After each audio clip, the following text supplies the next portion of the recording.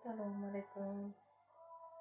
Bizlarni kuzatib turgan mehribon, daryo, qalbi pok xalqimiz.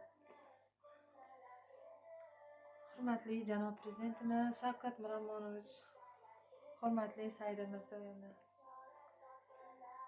va viloyat hokimimiz Aydis Boboyev. Men shu bolam uchun 2 yildan beri to'xtovsiz internet tarmoqlariga chiqaman.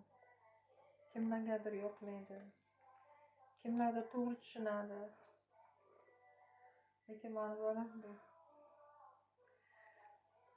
Hammada ota-onalar tushunadi, farzandlari bor, farzandlarini yaxshi jo'radan yaxshi ko'radi hamma ota.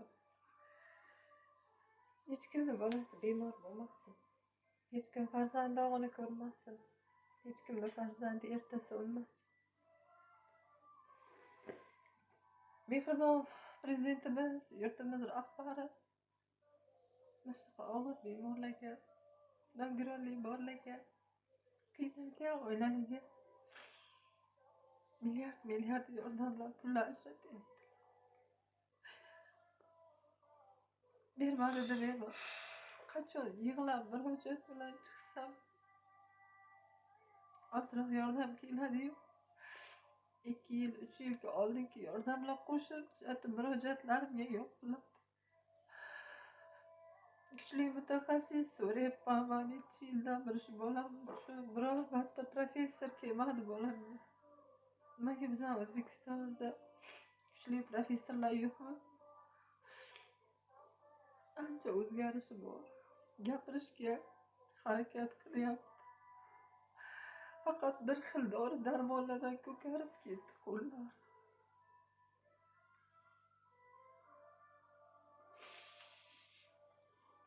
Bittagina dadasi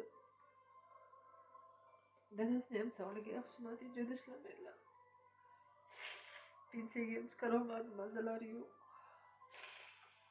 Men bolamni oldin qidirolmayman. Alloh ko'rib turibdi. Bitta murojaat qilib chiqsam, mingta munosabat bilan, yolg'onlar bilan yopilyapti. Men majburmanki internet tarmoqlariga, yurtimiz rahbariga, janob prezidentimizga murojaat bilan chiqaman.